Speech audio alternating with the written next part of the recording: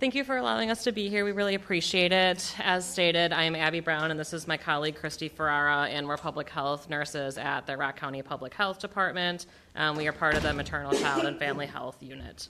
So again, this testimony is just for informational purposes. It provides context to how fatality review teams operate in our county of Rock County and how this bill would affect our work. So if you don't know, Rock County Public Health serves more than 160,000 residents over 25 municipalities. Our work spans 4 major public health areas: chronic disease injury prevention, communicable disease, environmental health, and maternal, child, and family health. A key focus of our work is fatality review, including overdose fatality review, child death review, and fetal infant mortality review.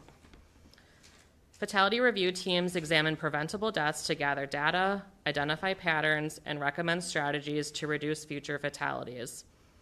While traditional responses often center on what happened at the moment, fatality review teams take a broader view and consider what could have been done to prevent the death. Teams include law enforcement, healthcare, social services, and public health partners whose diverse perspectives strengthen findings and recommendations. Collectively, we've reviewed about 28 deaths annually in our county, focusing on cases such as suicide, unsafe sleep, motor vehicle crashes, and overdoses. Since 2022, we've identified nearly 200 prevention strategies and implemented several initiatives such as suicide awareness training for school staff, enhanced safe sleep education, and a Leave Behind program that provides resources at overdose scenes. And I'll hand it over to my coworker, Christy. Thank you. All right. Fatality review work in Wisconsin currently receives no dedicated state funding and often relies on short-term grants or local tax levies, making it hard to sustain consistent review processes, retain interdisciplinary partners, and act on prevention recommendations. Assembly Bill 192 may affect fatality review teams in 4 primary areas. The first is increased guidance. A statewide framework may encourage broader participation and expand review efforts. Second, resolution of barriers to information sharing. Authorized access to records could reduce delays in understanding circumstances surrounding a death.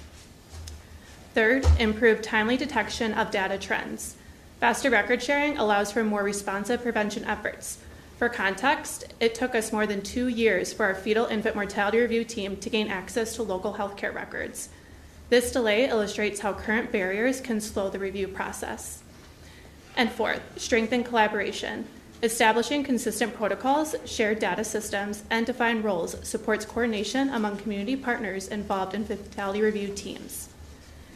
In closing, fatality review teams provide a collaborative, data-driven approach to preventing deaths and informing practical strategies to address community needs.